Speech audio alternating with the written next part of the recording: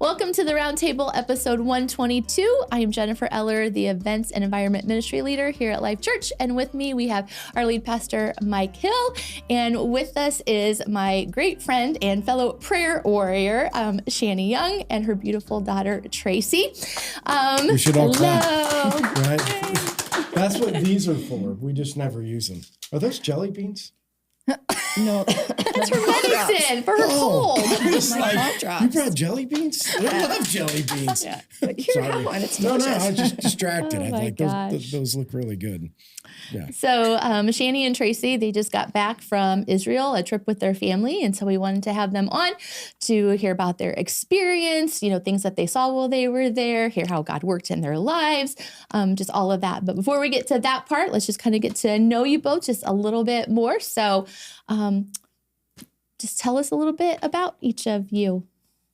My name is Shani. I have been coming to Life for, I don't even know how long. You may know. I don't know how 8, long. 9 years? Oh, I think it's been Long time. longer We've been than here that. 13. So I think it's been about 11. okay. And I have 3 kids. Do you love to read? I don't love to read. Do you have a favorite book? What about movies? Do you have a favorite movie? Yeah, probably My Best Friend's Wedding is my favorite movie. Yeah. My Best Friend's Wedding. Yeah. Okay. I never It's heard like of a comedy. that. Okay. Do not like romance. Do not. I mean, this is like You a don't like romantic comedy. no That's sappy stuff. nothing. Nope. No I've never seen The sappy. Notebook or anything like that. Like that's no. Yeah. No. I don't really have many hobbies. You don't have any hobbies? I don't think I do. I like to work out. I would consider. I guess that would be my hobby. Okay. Are you a Netflix person? Do you ever No. watch TV? The only time I watch TV is at night to put myself to sleep, and I think I've told you a Hallmark because I already know what's going to happen. You did and say that. I forgot. Yeah, about I just that. fall asleep to it. Well, I could fall asleep to that too. Yeah. If anybody wants to fall asleep, watch the Hallmark Channel. Yeah, it does because you just know what's going to happen. So no, I'm not a big TV person. Yeah. Tracii, are you TV, book? Yeah, movie? no to books. I do like Christian books, but like Okay. to just read a book for fun, no. No. But yeah, I like TV shows. I'm always watching some kind of series or something. What do you got a favorite? I love Gossip Girl. I've watched that like 6 times. I love Gossip Girl. Never seen it. Never Gossip Girl. Really? Manifest. I did. Yeah, I did started watch watching that. And when I got on the plane to go to Israel, all I could think of, which they don't even know anything about it, so I didn't say anything to anybody. But all I thought was like, oh, I wonder if like, and then we hit turbulence too, and like. That was it. The plane's going to disappear for 8 years. I was thinking of Manifest, and I didn't say that to anybody, but yeah. Yeah. Yeah, I like Manifest. What a favorite movie? Okay, like I'm opposite. I like romance. So I like the one with Miley Cyrus. I forget the name of it.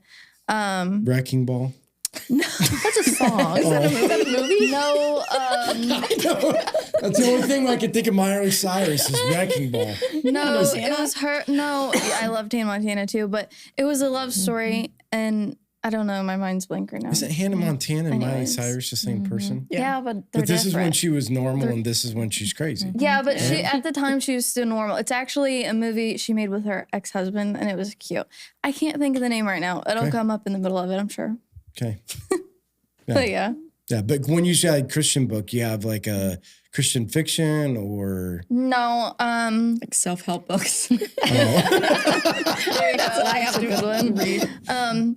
Anything I like to read about prayer, like prayer warriors. My mind's blank right now. Like I can't think of any. I like the circle prayer. What's it called? yeah, the Circle Maker. Circle Maker. Mark I like that Batterson. one.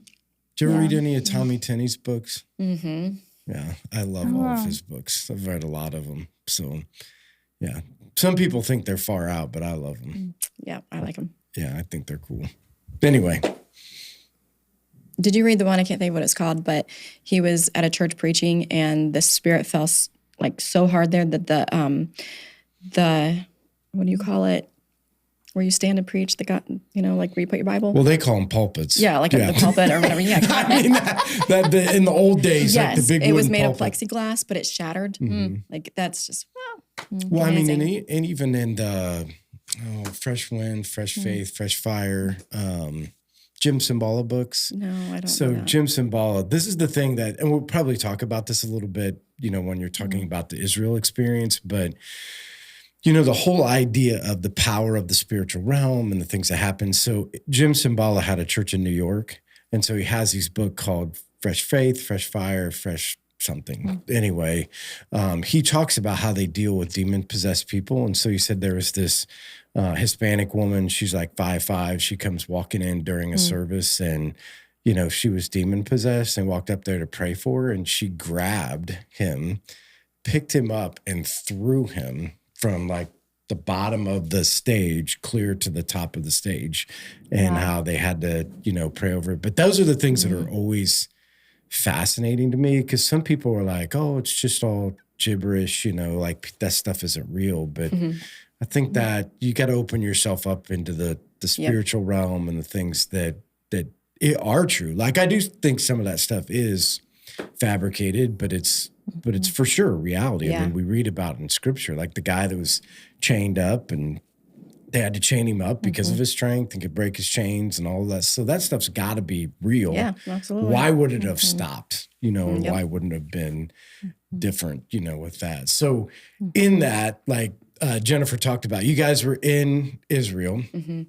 So before we get into the, like, hey, we showed up and, the place gets bombed, and then you try to figure out how to get out. Can you give some highlights of like these are some moments, like we saw some certain things that moved you in certain ways, or were there certain things that were like, to see that and then read it? Because when we did the footsteps of Paul, that's the part I thought was so cool. Like, you're reading it in the Bible and you're standing at the place that it happened. I think some of that stuff, that to me was fascinating. So any of the moments, like whether it's a sight that you saw or whether it's conversations that you had, anything that sticks out, Tracii, with you? Or Okay, so when we first got there, actually it was the second day, because we got there a day before everyone by accident. And then that's when everything happened, and we were like by ourselves, but we'll talk about that in a little bit. So the second day was actually like the first day of the tour. So we're in the bus and we're like driving like to the northern part of Israel. And I was looking around and I was like talking to God, and I felt guilty kind of for saying this to God, but then I was like, God knows my heart, so I'm just going to say it anyways. Like, this is the thoughts that's gone through my mind. So I'm praying and I'm like, God, like, I see these cool places on TikTok, like Bora Bora and like all these, like magnificent places. And I'm like, this isn't really cool. Like, nothing. And I felt so, but I was being serious. Like, I was like, there's not, it wasn't ugly, but it wasn't, I don't know, it just wasn't pretty to me. I was like, why is this your chosen land? Like, why did you choose to come here of all places?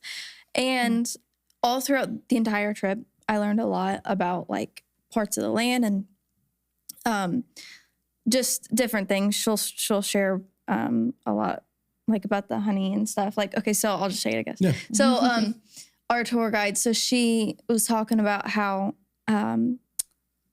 whenever God promised the Israelites, he said the land of flowing of milk and honey. So it's actually Israel is divided in two, and then so the top part, like the northern part, is honey, and it's actually date honey, and the land is like really fertile. So like they have green. So like they have lots of plants and stuff like that. And then the southern part has like all of, is it goats and what else? Sheep? Yeah, and it's dry. It looks like desert, like mountainous desert. You don't see green. Very, very rarely you might see one tree. So that's why it's called the land flowing of milk and honey. And so when I read that in the Bible, I was always thinking like, oh, it's just like this awesome land. I didn't really didn't take it literal, you know what I mean? So when she's saying all this and I'm looking around and I'm just like, there's just nothing that sticks out to me. And then at this time we were by like the Sea of Galilee. So there's water. And I felt like the Lord said to me, because I'm all you need. So like your necessities is here, but that's it. Like there's not much else. And then mountains. Okay, so like when I read and it says so-and-so went to this mountain or that mountain, they're not mountains, they're hills. It reminded me of Kentucky. I was like, this looks just like Kentucky. Like it's that tall. Yeah, like, because we've been to Colorado and like those are mountains to me. But these were hills. And I'm like, this is so weird. And I felt like the Lord said, because I'm all you need. Like everything that you need is here and nothing extra. And so that was something that I learned. Yeah, that's cool. That again, that one, you would be honest to say, Jerusalem, Israel, Bora Bora, man, God. Yeah. what You know what I were you mean? thinking whenever you landed your people here? But Yeah. I think that's a cool perspective when you say, hey, then, God can say, like, don't get too caught up in the land, but get caught up in me. Yeah, for sure. And another thing that I thought was kind of like funny.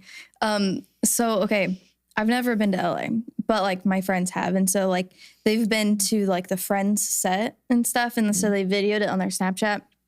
And so like when you're watching these TV shows, like the set or whatever, it looks like a large kitchen. Everything looks normal, But then when you see it on other people's Snapchats or like any TV show or any set, it's really tiny and it's like, squeezed in. And it's like, that's so weird how they make it look so real.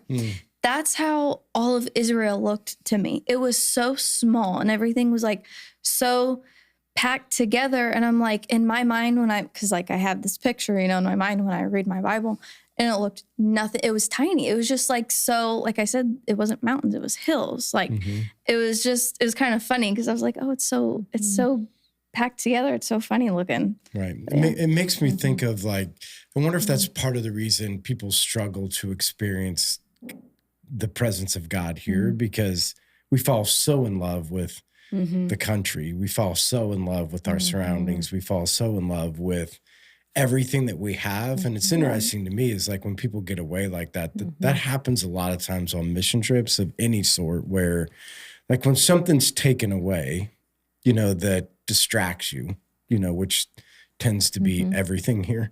You know what I mean? There's just so much distraction that you can then experience God in ways that you couldn't before. So I think that's a great perspective. Since you said distraction, tell them about how you prayed for your dad's phone not to work.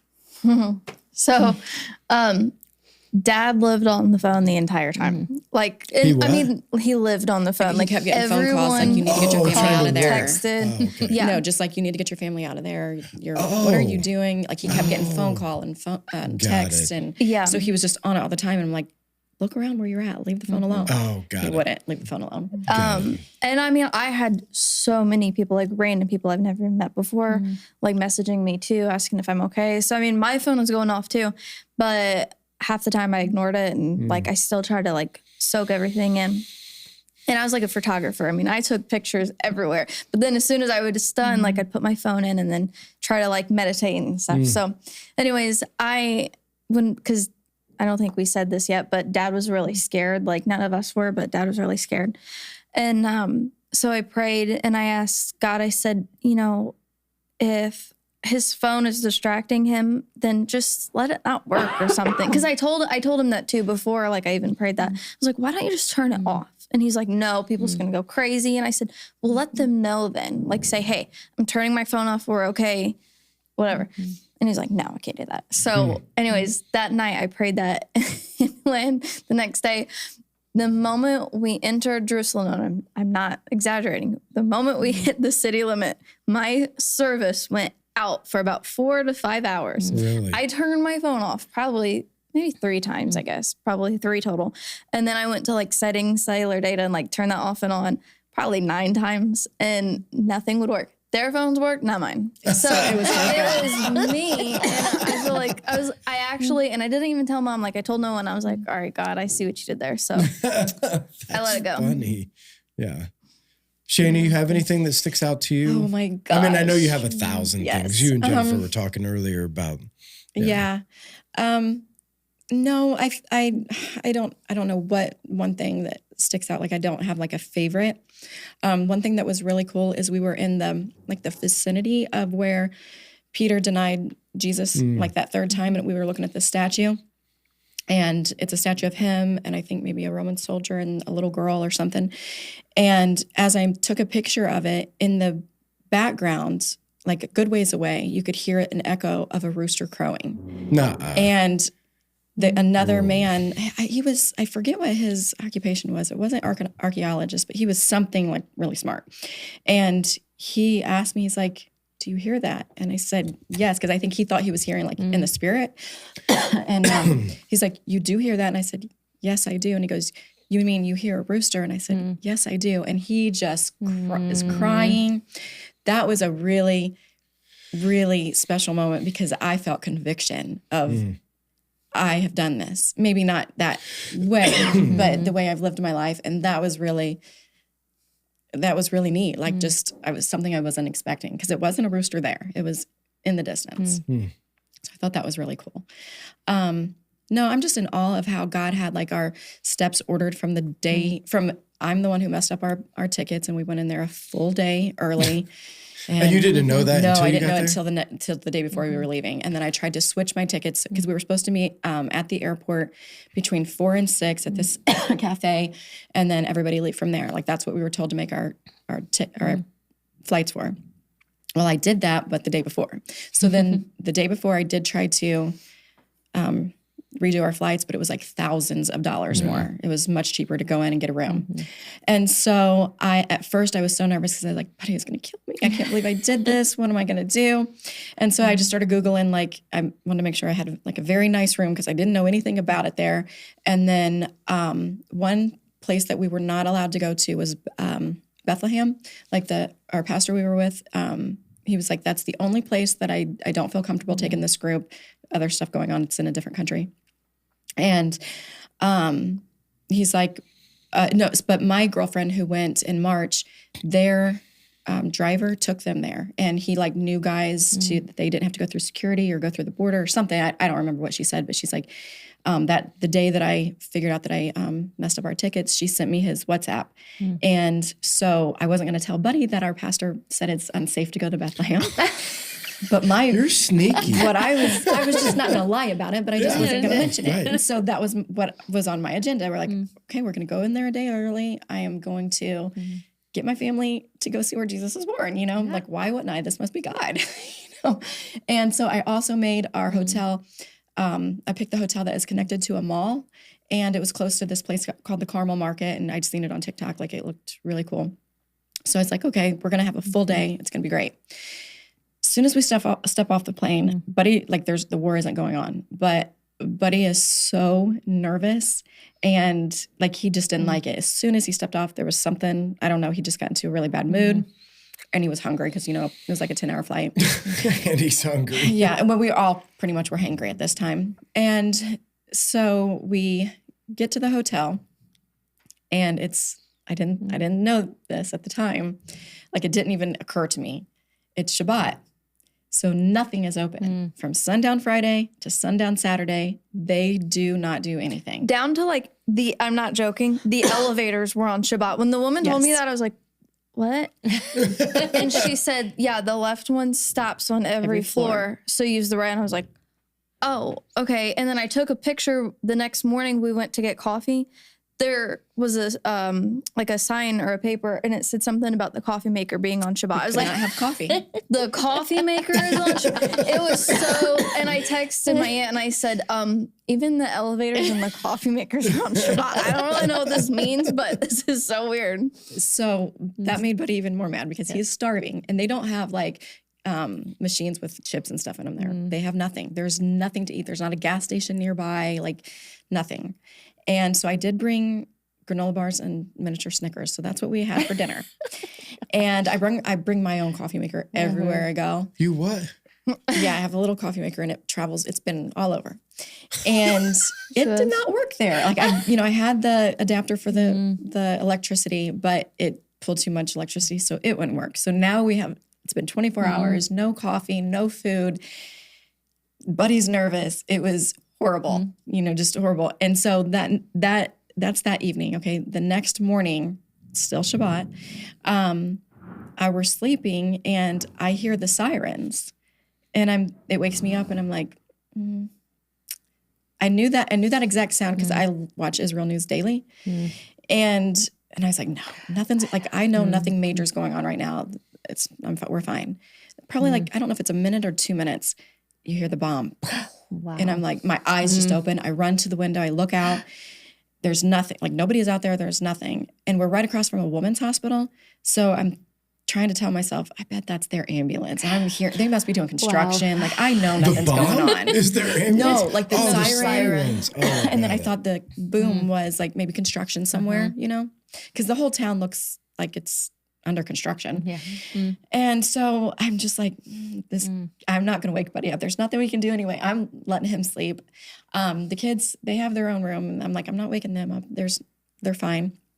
So I go ahead and start getting dressed, and I hear it again. Still, I don't wake them up. Nobody else in the room's waking up because of bombs or sirens. So I was me and Jet were in our own room, and I was sleeping. Now this was like 6 their time. It's probably like 9 or 10 here, but we were so tired. Okay. So I was like, you ever like, you're in a sleep and you hear things, but you're still sleeping? You know what I mean? Like, so I heard it, but then I was like, no, and I kept sleeping. I didn't even open my eyes. Like, I was so tired. So, no, I heard it. Okay. And you could feel it too. Like, I felt it because it was only, like, It wasn't far away. a couple The miles bombs away. weren't far away? No. Yeah, a Do couple you know all couple this? streets. I do know all of this. You knew all this I when think it was I going kept on? into contact with She her had daily. emailed me like at 4:42 a.m. You know, you need to be praying for me. This is going on. There are missiles and all of this stuff. And I'm just 'cause, like, yeah, we got the prayer request, but Yeah, then I sent it to you didn't- guys, yeah. I didn't know that it was like, Yeah. Yeah, no, just I a couple know. blocks, maybe miles. I don't Yeah. know. But yeah.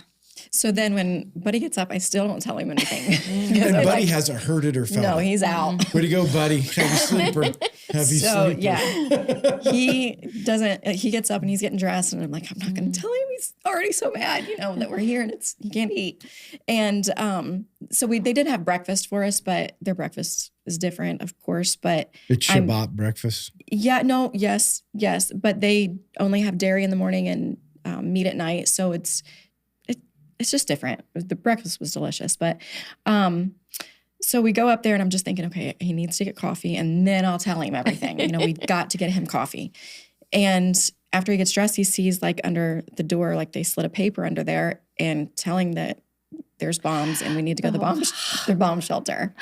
wow. And he's like reading this, like, what? And I'm like, oh, yes. I forgot to tell you. Yeah, Forgot to tell you. I've I heard looked them all out this morning. morning and there's bombs outside of our window. Just slipped my mind while we were eating breakfast. And he's, like, I'm like, but it's done. It's been like minutes, 30 minutes, an hour, whatever. We're good. It's fine. So we go up to breakfast. Then he sees there's no coffee. That makes him even more happy.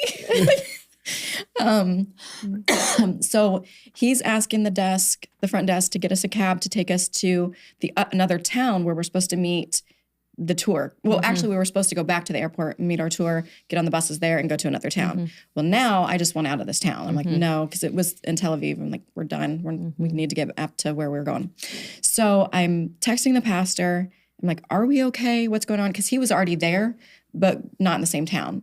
And he said, where are you? That was it. And I was like, oh gosh. And I told him, and I'm like, I think we're just going to come to you. We're not going to go to the airport. He's like, that's fine. Just come here. But you're fine. Don't worry. Like he was super calm, keeping everybody calm. So Buddy's trying to get a cab and they have no like large cabs or vans. And so the lady was like, you need to get 2 cabs for your family. And Buddy's like, I'm not putting my family in 2 cabs. We are going to go in the same cab, whatever. So I am texting the driver that picked us up from the airport and brought us there. He reads it. He doesn't respond. Like I'm asking, can you come and get us? He does not respond. Now, the day before when I thought I was going to go to Bethlehem, I had that guy's WhatsApp number. So I'm texting him, explaining our situation. And he came from Jerusalem to get us. And his family did not even want him to come and get us. Wow. He came, picked us up, and then took us to what's called Herzliya, or I don't know how to pronounce it, to another town. And he was trying to explain the situation that was going on. He's like, trying to calm Buddy down. Oh, and this is very funny. Buddy's not a drinker. Like it's very rare that he'll have a drink. And after he didn't think we could get a cab, there's a bottle of wine in there. He drinks half a bottle like that morning. Instead of coffee, he's got the wine. I only know of one time that my dad is drunk. Yeah, Like, like I he's only not know a big one drinker. time. Like, and so Now now he's fine. He's calm and he's enjoying the taxi ride. But so we get to where we're going, and then I forgot kind of where I'm going with. Where am I going with this story?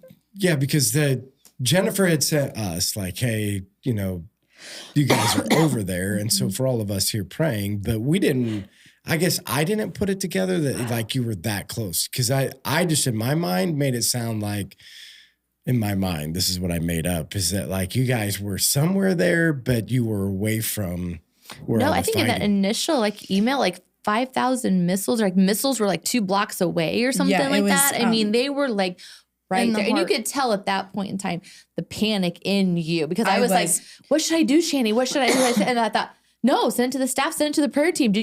People need to be praying for them. But at first I was kind of like, I'm not sure what I'm supposed to do with this. I mean, I even kind of got a little on edge for Yeah. her. So that morning when I found out for sure what was going, that's when I emailed you because I didn't want to text because there was nothing you guys could do to wake you up. But I was, even though I was very nervous and I was panicky, I wasn't like, I didn't have fear. And I know that sounds super crazy. Because Now- there wasn't like pandemonium around. No, not where we were. I have a video of when we were in the hotel. So I told you the missiles first started around 6 a.m. We got up around 8, had breakfast. I'm going to say, breakfast started at 10 because we almost missed it. Okay. So then. Can I interrupt you for just a second? Yeah, go ahead. Because I want people to think about this. So people that are watching on TV, right? We're seeing these guys come in on these things and shooting everybody and bombs in the city. And you're sitting here, Tracii, telling the story. You know, the bombs started going off at we didn't see the 6 guys. a.m. No, like, I We was went about to to say- breakfast. you know we what I didn't mean? see, Like like, it just, No, that. it wasn't. But, We didn't. That was in the Gaza Strip. We were a little ways away from that. Yeah. Not by much, but we were away from that. okay. Anyways, Sorry. Yeah, no, keep no, going. you're good. Yeah, so the anyways, no, I have a pandemonium, you said. video of when we got back from breakfast. So I'm going to say like 10:30 of more sirens going off. And we were like, I was like videoing from our hotel room, like down, and you could see people like running. Now, no, like there's no military or Right. any guns or anything, but I mean, there was panic. Right.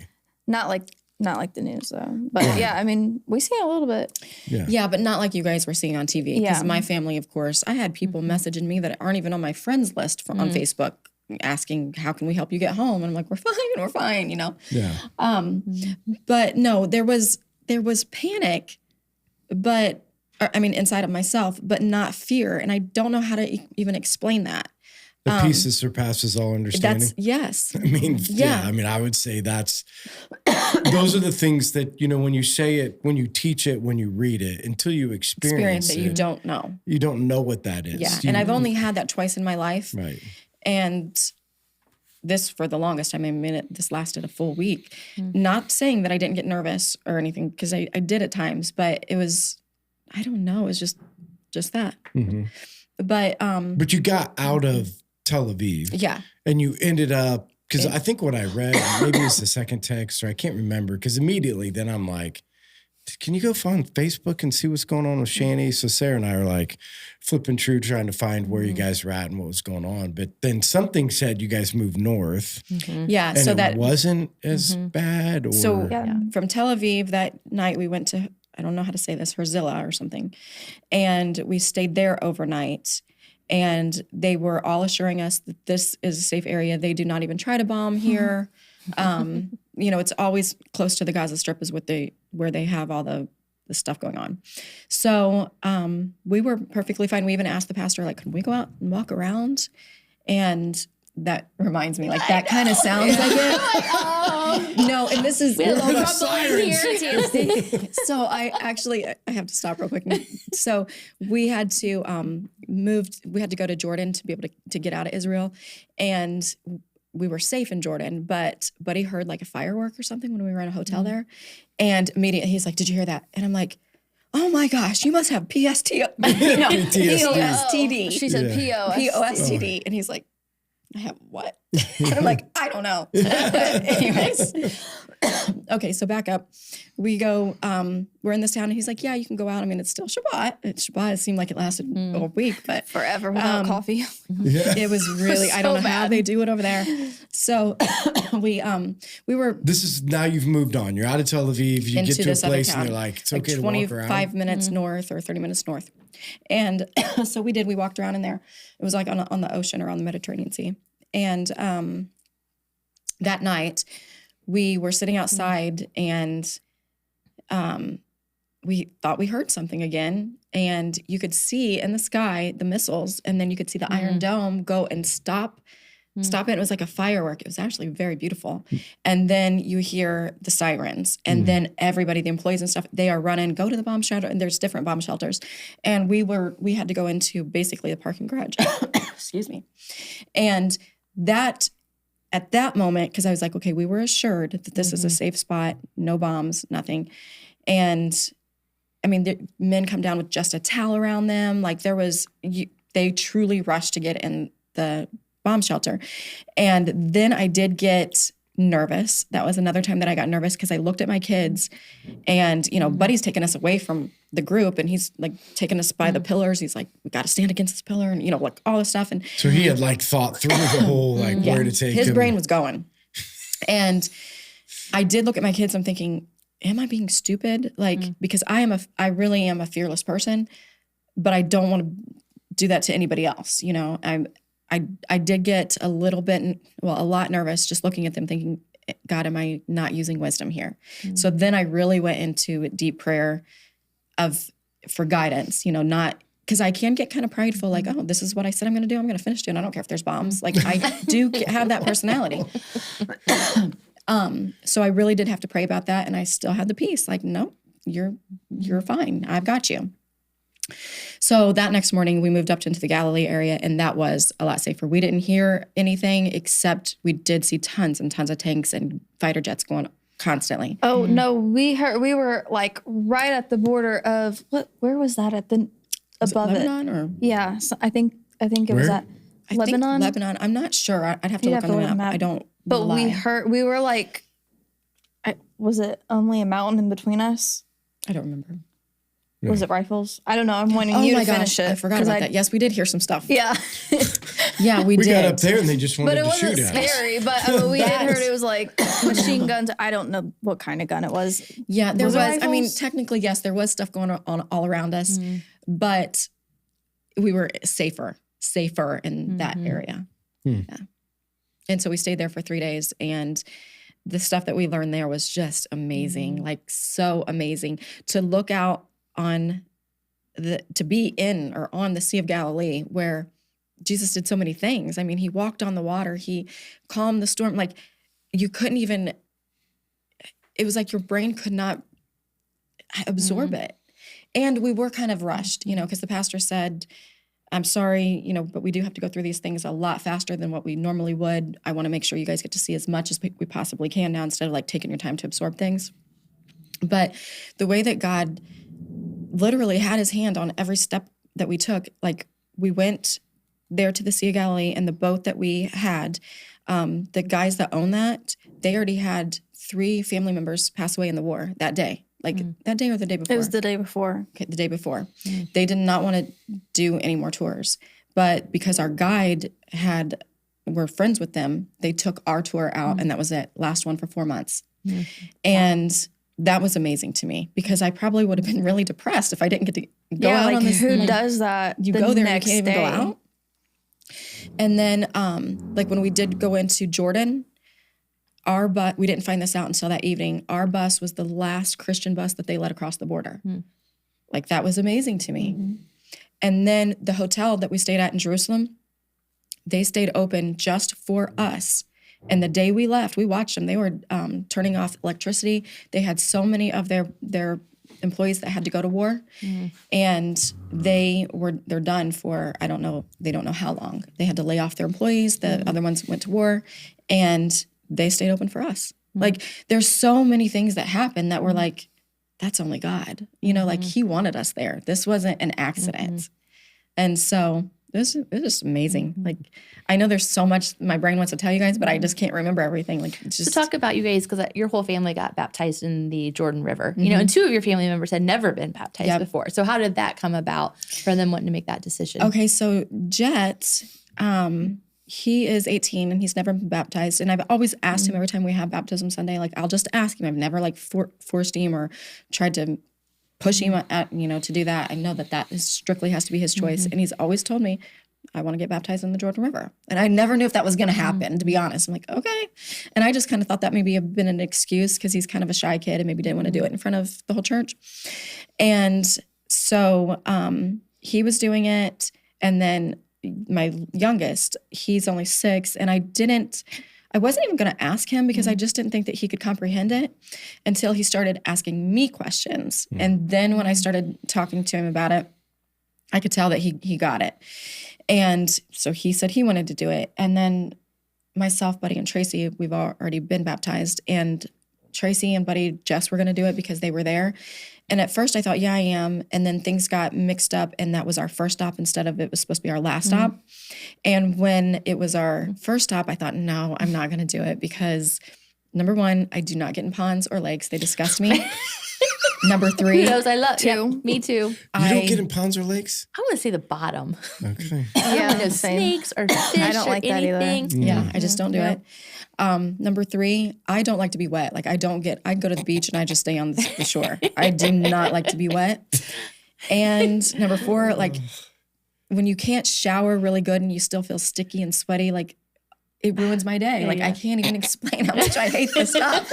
I'll be honest, like I was really disappointed when they said it was the first time too, because I'm like, I don't know, that is uncomfortable. Like think about it. Like Yeah. you have the rest of the day, like Right. To see all these and spots. feel icky. Like I Yeah. mean, truly, like that did suck when she said that. I was like, oh no. So I wasn't even planning on doing it. And then something just came over me. Like I didn't feel led like I needed to because I've already done it. Like I knew that. But just that I wanted to do this for Jesus. Like I wanted to do it for him. I wanted to be uncomfortable for him. And so I went ahead and I did it. And I can't say like, oh my gosh, it was the most magical moment. It wasn't. I can't say I like felt his presence so strong there. It wasn't. But the joy that I had being uncomfortable, I didn't think was possible. Like I had so much joy that I actually wasn't uncomfortable. Like I know that sounds so weird. Like me going around the rest of the day with wet hair, like that's so miserable on me. Like in reality, like I hate that. I was perfectly fine. Like I don't know. Before you ask another question, I got to throw this one in there because I'm not sure if so Todd Little comes up to me. And so it's baptism Sunday. So he's like, Mike, Shani brought home water from the Jordan River. And I'm like, okay, wait a second. So we're in the middle of a war, and there's somewhat of a I don't know what's in it, but somewhat That's of a pretty clear. restriction on like what you can bring home. So I said, Todd, do you know how she in got that. it? Like, did she buy it? is He's weird. like, no, she put it in a shampoo bottle, and she got it in a shampoo bottle. And I'm just thinking, I want to share it. Do you think we should just dump it all on me, or do you think I should just dump it into baptismal? Anyway, I just thought, wow, Shani is over there and gets a shampoo bottle out in the Collecting middle of a water. baptism. Like, yeah. yeah, that's just kind of girl I am.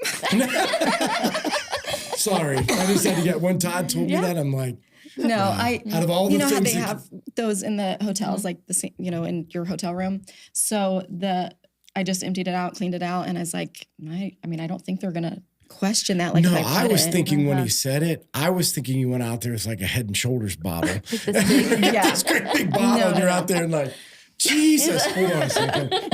Let me fill up the Head and Shoulders bottle. Anyway, sorry. Yeah, Yeah, no. keep going.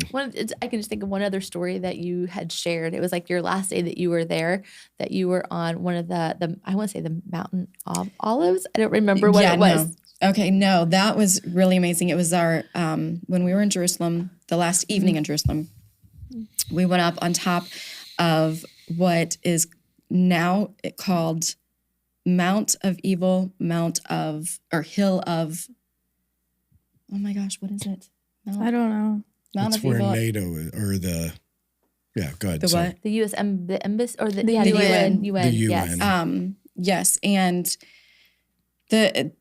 so we're on top of that, and we're like looking out at the Mount of Olives, and then there's a couple of different valleys behind, underneath, in between, and you could see all of Jerusalem. It was so beautiful. Like Tracii said, it wasn't like.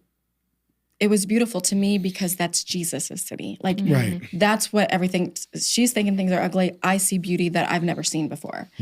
It was Mount of Evil Council / the Hill of Evil. Is that what you're looking for? Yeah, it was I looked called Mount of Evil, or of Evil Counsel. Mount of Evil Counsel, because that's where Judas, the UN. and now the UN's there. Like, I mean, yes, seriously, it's I know. unbelievable. I know. Because so many things happen there, you know, like Evil things. Yeah. So we're looking at that, and then the pastor just leads us into a prayer for Israel that was just beautiful. And then we just start singing Yeshua, and oh my gosh, it was like an experience. Like, it truly was an experience. And when I say all these things, I don't mean like the presence of God was so strong there, even though it probably was, but it was just, the atmosphere felt different, I guess. I don't know how to even put it in words, but it was so beautiful and so amazing that we were able to just like bless the city from above. And I don't know, it was just amazing. Everything was amazing. And then the next day we went down into, when they arrested Jesus, they had to put him down the hole. I don't know what it's called, but we went down in there, and now that there's steps that you can get down there, but of course, at that time, there wasn't. And it's the same walls, the same floor, and the hole is still there where they dropped him. And, you know, the night before his crucifixion. In front of the Sanhedrin. Yes. Yeah. And now it's a church. But, and one thing I thought was cool is the Catholic Church bought, I don't know if they bought it or how the land works over there, but to save a lot of the holy sites, they would take it and build their churches on top to keep the holy sites. Because if not, they were going to be demolished and stuff built on them. But anyways, I respected that, I have to say. But to be in that was, there's no words for that. Like, there's no words. No. Did you have more questions, We Jennifer? have some people who have some questions about Israel. I do want to share one thing. Yeah, So I have a couple saved too. I didn't know keep this. going. So I know I've shared with you before, like sometimes when I go to different, like on vacation, different towns, like I can feel the atmosphere change. I can feel spiritually things that sometimes my body don't know how to handle it. So as we're going into Jerusalem, the pastor starts talking about, there's something called Jerusalem syndrome. Have you heard of this? I had never heard of it either. Jen, have you? And it is where spiritually it is so strong. Like the satanic spirit is so strong, or I don't know if I'm wording that correctly, that people can kind of lose their minds. And he said a lot of places that people go, and if you're a person that can feel this, you're like in other towns and stuff, you're feeling principalities and spirits. He said, but here you're feeling Satan himself. And he said, not everybody gets it. I think it's like 100 people a year, and they have to be hospitalized. Wow. And sometimes they think that they are a Bible character. Sometimes they just freeze. They can't walk. They can't talk. They can't do anything. So as we're going in, I did get nervous over that because I was like, oh, am I gonna get this? Like, I don't know if I can handle this because of things that's happened to me in the past with something like that. And so we get there, and I mean, I didn't feel anything. I was perfectly fine. I'm so thankful for that. But I started looking it up, and it's legit. But Jerusalem syndrome. So if anybody's listening, watching, you can just Google it. You Google it, but in I would say the worldly explanation for that is more of a mental breakdown. But in the spiritual, it's, you know, they don't talk about that on Google. Oh, they don't? No. So I found that super fascinating. But I love Sorry, don't spiritual. Google it. No, I mean, like, that way you can see that it's a real thing. Yeah. But I don't know. But I love spiritual realm stuff. And so that was super neat to me. Yeah. Go ahead. Okay, so one thing that like blew my mind, no pun intended, you know, blew. Okay, anyways, that was kind of bad. I shouldn't have done that. Anyways, okay, so we're walking through like the old city of Jerusalem, and there was an older lady, and she was a Jew. She had like the long skirt on and stuff. And I thought she had like a palm tree branch, but it was brown, so I thought it was like dead or something. And she's waving it like at us. And so come to find out, it was a whip. But at the time, I didn't know it. Okay, so she's waving it at us, like at our group, and we're just walking. Like, no one's talking about God or Jesus or anything like that. We're just walking as a group. And she's waving it, and she looks at me, she looks at my aunt. And she looked at me and she goes, "Stupid Christian," and she's waving it at me. And she goes, "Stupid Christian," and then she looks at my aunt and she goes, "Filthy, stupid Christian." And I was like kind of laughing, like I was like, "Wait, what just happened?" And then I looked at my aunt and she goes, "No, she's serious." And I'm like, "No way." I was just mind blown. I was like, "Oh my gosh, like that was crazy." That was the only thing, like. That wasn't even dangerous, but like that was the only thing that actually like happened to us that could have been, I guess, you know? Yeah. And then, okay, the spiritual thing. So like mom, like feeling it and stuff. So whenever we entered Jerusalem and my phone shut off, I was on the bus, and I can say not the whole time that I was in Jerusalem, but I could truly feel the Lord's presence so strong over me. And I didn't tell mom this either, but it sounds so silly because like I've never heard of this, but I got like butterflies. Like I've never had, I feel the Lord's presence all the time, but I've never had butterflies before. And I got butterflies and he took my breath away, like not in an anxious way though. It was peaceful, but like I had to keep taking deep breaths and it lasted for like 10 minutes. I was like, I don't know. It actually took my breath away. And that was the only thing that I can say that I felt like spiritually. But those were the two things that I wanted to share. Wow. Did they ever talk about, because like every starting point class I do, we get to the story of Abraham. And so I always tell them, you know, like God gave Abraham all of these promises, like go to the promised land, do all of these things. And we talk about like, one of the principles of faith is believing God's promises. And when you don't, right? So when you don't trust him, there's not only repercussions for you, there's repercussions for the world. So, you know, when Abraham chose to sleep with his maidservant, Hagar, you know, and Ishmael, which is essentially, you know, so we tell this whole story, every starting point of, you know, just so you know, the descendants, the Ishmaelites and the Jews the Ishmaelites are going to be in constant conflict with the Jews, trying to kill them for all of their life. And not only Jews, it'll go into Christianity, and they're always fighting over land because, you know, Ishmael thinks that he has the birthright, right? Like because he was the firstborn. And like, did anybody talk through any of those things there? Like to put in perspective of like, this is what you're, and again, for Abraham, that's what I mean. One night, it was the second night we were there, I sat my family back down and I explained all of that to them because they didn't know. But the pastor and stuff, no, they didn't talk about that. Not that I heard anyway. Right.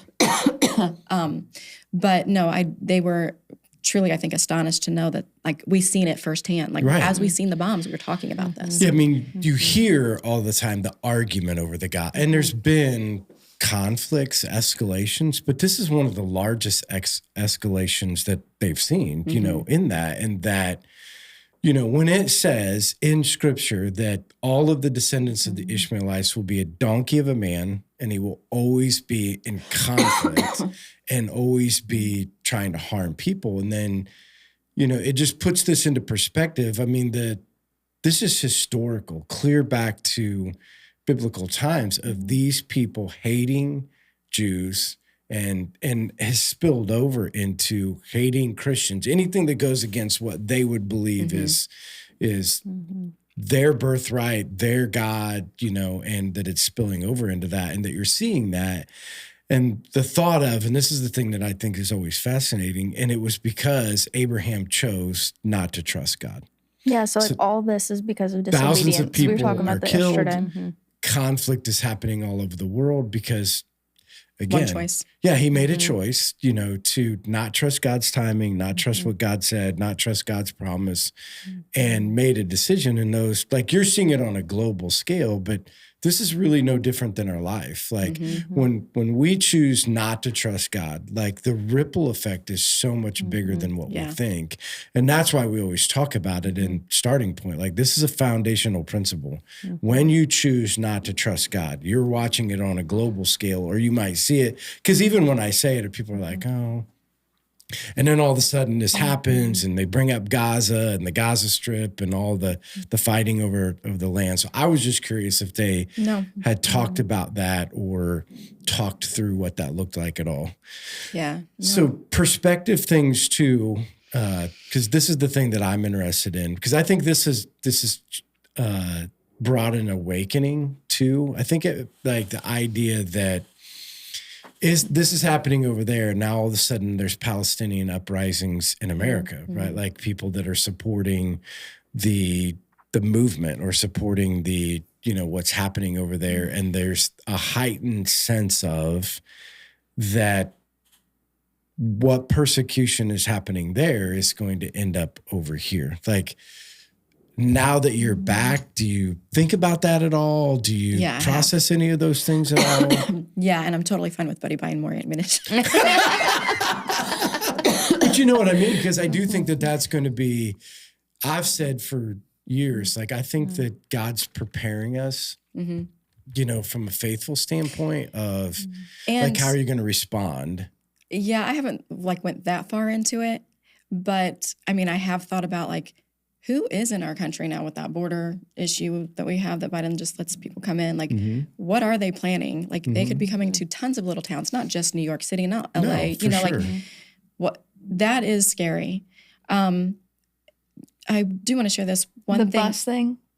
What? Oh, go ahead. No, say what you were gonna say because I thought of something just that too. One thing that I guess might have been the only time, because I kept telling you guys I never had no fear, I'd have nervousness. I think I did have a little bit of fear because about 8 years ago I had a dream, and I think about it maybe almost daily because it's so burned into my head, and it was so strange, and it was the smallest, the shortest dream I've ever had, but I remember everything about it perfectly. I was in a room and it had white walls, it was small, and I was just sitting on a chair. Nobody else was in there except one guy.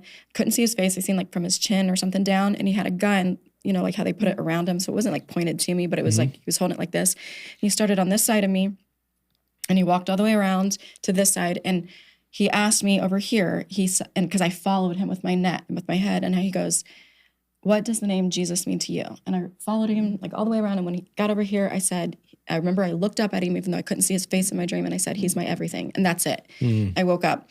So one night when this was when we was in the Galilee area, I was sitting outside just praying, and I started asking God, because this dream has been so real for so long, and I've prayed about it, what did it mean for so long, and I still don't have an answer. But then I had this fear come in saying, this is what it means. Yeah. You might have to be in this situation. And I remember having such a real conversation with the Lord saying, I am fine. I will do that for you. Take me, do whatever you need to do. You have that much of my heart. I'm yours. I don't know if you have that part of my heart that I can say, do that with my kids. God, I don't know if I'm there yet. Help me to get there. I want to get there.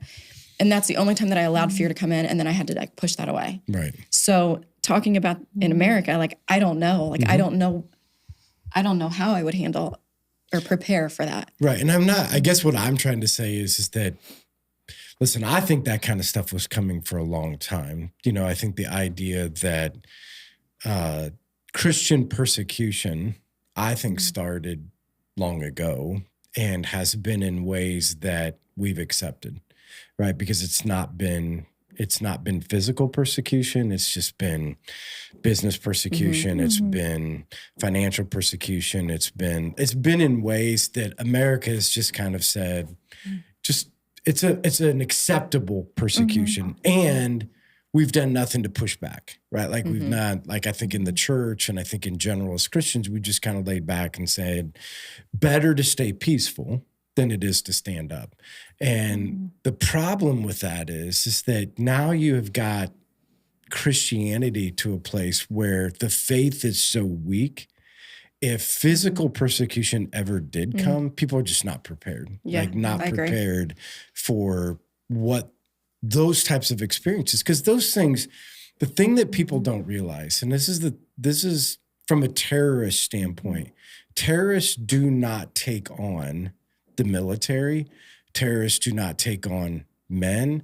terrorists take on women, and kids. children, the elderly, and the innocent because they know the way to break Shani's great faith is take her daughter. Yep.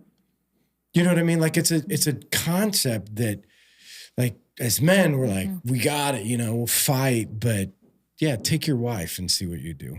Take your kids and see what you do. Like, it's a whole different perspective. And I think we've got to get better. Like, we need to stand up to all kinds of persecution. I know they made fun of us during COVID when I said it was persecution, but I'm like, this is persecution. When they're telling you to shut down and the church isn't essential, that's persecution. And the church needs to stand up to it, right? Like, they need to take whatever you're going to get, like whatever you're going to get. If you're going to get in trouble, whatever that is. And I think in general, across the United States of America, that failed. Like churches are just like, well, we just need to, conform. We just need to step back. It's okay to just, be in your home. It's a good experiment for you, because then you don't have to go. I'm like, come on, do you see what's happening? And I think this is, Jennifer, you were in the meetings. Like, we talked about these things of like, listen, we cannot keep giving into this. And I think this has just brought in another awareness to me of like, listen, we've got to figure out how to get our kids prepared. We got to figure out how to get our families prepared because when terrorism happens, it's not going to prey on the strong, it preys on the weak. And it's not the weak, but I know what you mean. I don't know what the right word is, but it's not going to be man on man. It's going to be women and children. And we as churches and we as, leaders need to get our families ready for those things and get prepared for that. So, yeah. All right, Jennifer, questions that you would have from people? I mean, because we could talk about this all day. We're already an hour in. And like I said, it's, so thankful when Jennifer was sending that stuff that we could journey with you in prayer, and for your family, because again, for us here watching, and not knowing, and you've kind of given us a perspective, but things could easily go the other way. Could have easily changed because I think Jennifer sent us a text the one time that said, hey, they're going to try to get to Lebanon. I don't remember. Jordan. But they were talking about trying to get out. Border. Like, you got to get over on the border. And I was nervous about that because I thought, man, what's going to happen? Then we have no flights out of Israel. That's the only border that's open right now. And if they close it, what are we going to do? No, I know. That's so we were all talking about that when we were praying, like in our family of like, hey, this is what's going on. This is what could happen. And I'm assuming it's not a great idea to get trapped on the other side. So anyway, sorry. Nope, you're fine. Can I add one thing, like really quick? So, like one thing that my mom has tried to teach me for a while is like to pray for the peace of Jerusalem, like it says, I think it's Psalms or Proverbs or something. And like all throughout scripture, like I can't think of right now, but it talks about praying for Israel and it being like the apple of his eye and all these things. And I guess I never really seen the importance of it. I mean, just because, obviously it's in scripture, so it's important, but I don't know, it just didn't like register with me. But now I realize like it's so important. Like, I mean, it's literally God's nation. And like the fact that you don't really hear a lot of people talking about it. You don't even hear a lot of sermons about it. Like, and I think just with all this, and obviously me being over there, but like with everything that's happening now, I'm like, why don't we talk about this? Like the church needs to talk. Salvation is from the Jews first. Jesus was, Jewish. And and these are things, like I said, up until 8 years ago, I didn't know it was that important. I remember my dad always putting it in my head, you need to bless Israel. And I didn't even really understand what that meant, but I always heard him say that. And I've always, because of that, I've always been a giver to Israel, even though I didn't understand it. But now like when you see it firsthand, you're like, oh, this is why we're supposed to pray. This is why we're supposed to bless Israel. I mean, it's just. Well, if you think about it, clear back to the Left Behind series. So did you read the Left Behind series and watch the movies? I watched the movie. Yeah. So anyway, like if you go clear back into that, like this dramatized it, but think of it from this concept. If you look at a map and you see how small Israel is and what they're surrounded by. Yep. And It's then sad. you read essentially that Israel will never be defeated. That Amazing. that I mean, if you look around at the Muslim influence around a tiny, tiny Israel and the capacity that they have had to stay afloat in when every single person around them hates them and wants to see them completely They are destroyed. favored. There's no denying it. Yeah. Right. And that's why anytime, and I don't want to get off on the political realm, but anytime an American president would not support Israel, it's like saying we're not on We're not on God's side. yeah, we have went away from God's standard. Yeah. Because God said that we need to be a supporter of Israel. Like we need to be a supporter of the things that Israel does, because if you match up with what scripture says, so all throughout history, that's been a marker of presidents, like which presidents were pro-Israel, because if the United States becomes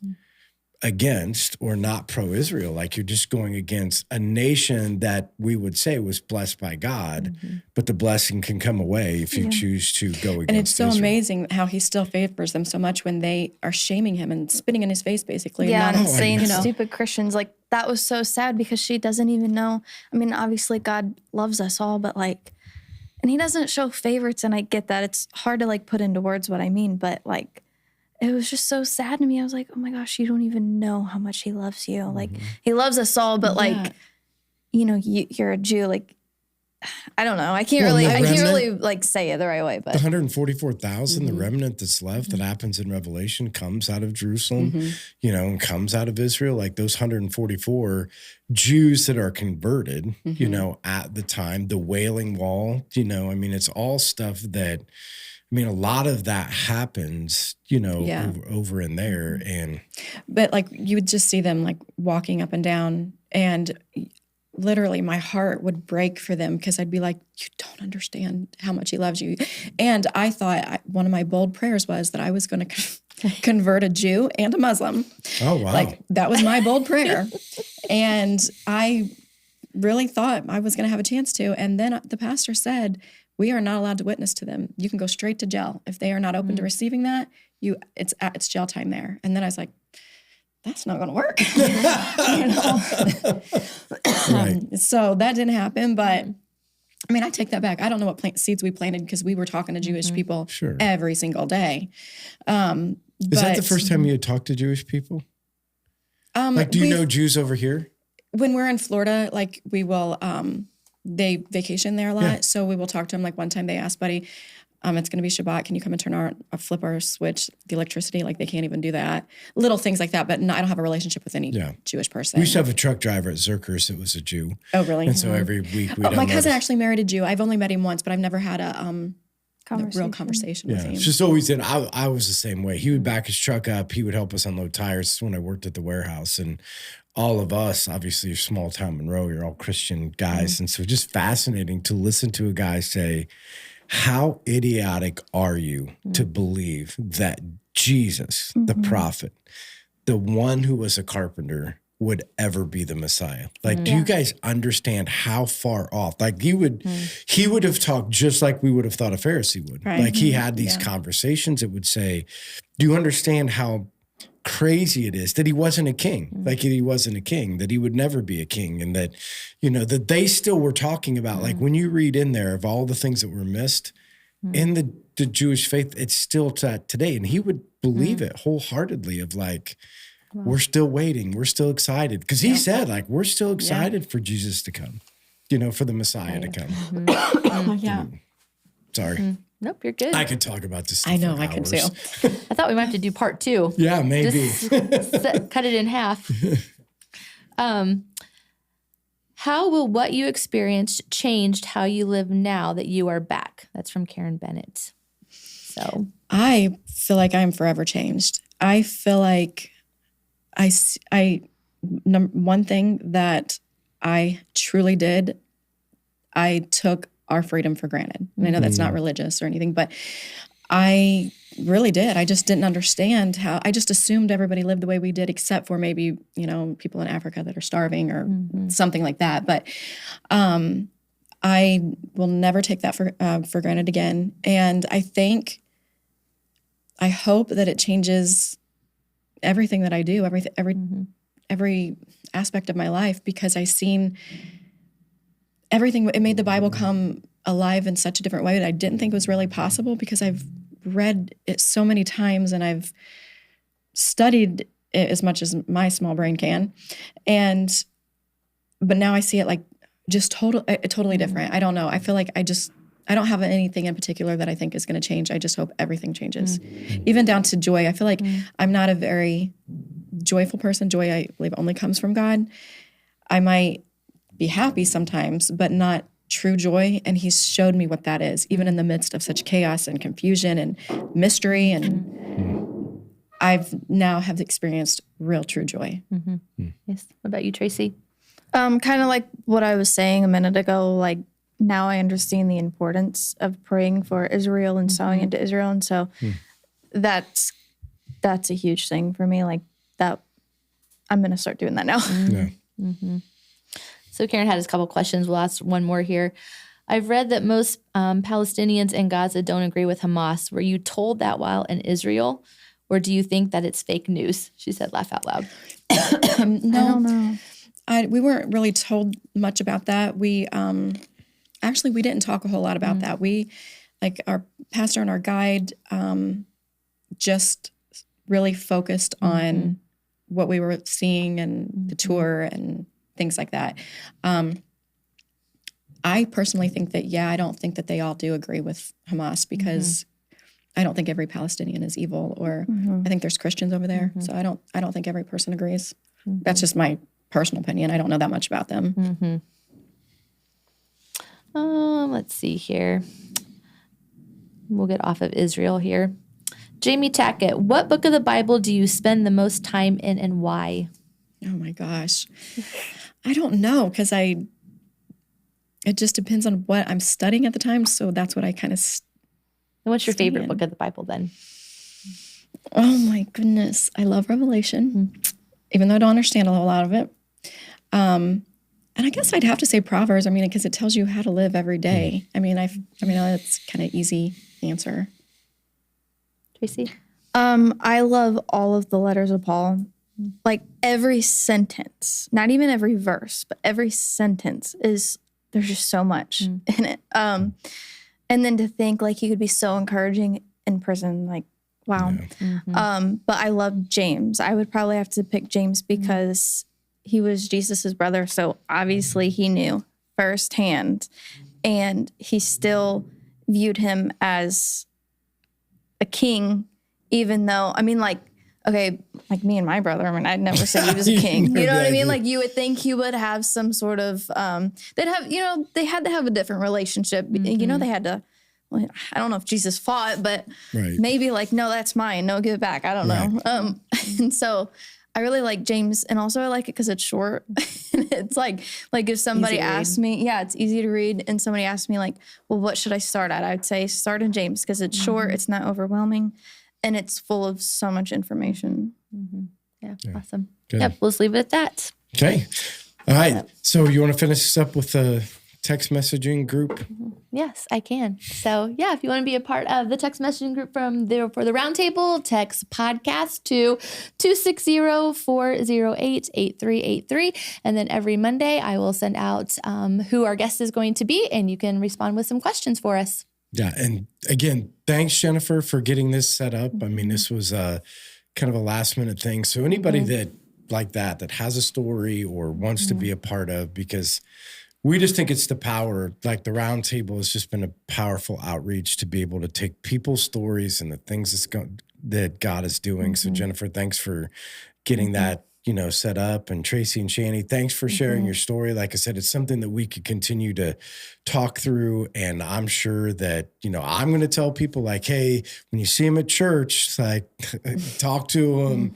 Because again, I think just a part of our witness is just talking about our life and the things that are relevant, the things that God is doing. And, that I'll just continue to pray for you guys that, there are moments that are high and then they go away, that these are going to be moments that just get like seared into our consciousness, and even for the people that are listening, like things, there are moments in life where I always say you just put a stake in the ground and it's like, I will never go back that way after that stake. And I think these are stake in the ground moments, you know, things that you witness, things that you guys talked about, things that people are going to see or hear that are just like, this changes the perspective of everything, you know? So thanks for sharing that with us, and thanks for sharing your story. So if you guys are watching or listening, make sure that when we get this out on social media, make sure that you share, like, comment, you know, whatever you guys will do on social media. But it helps us get this story out. If you see Shani, Tracii, or a family here on a Sunday morning, take an opportunity to go up and say hi, encourage them in that. And again, we just thank you for try to recommend the podcast to other people. We want to keep trying to get it out to more and more people. So again, Shani, Tracii, Jennifer, thanks for getting it all set up. It was awesome. And we'll see you guys next week. Bye.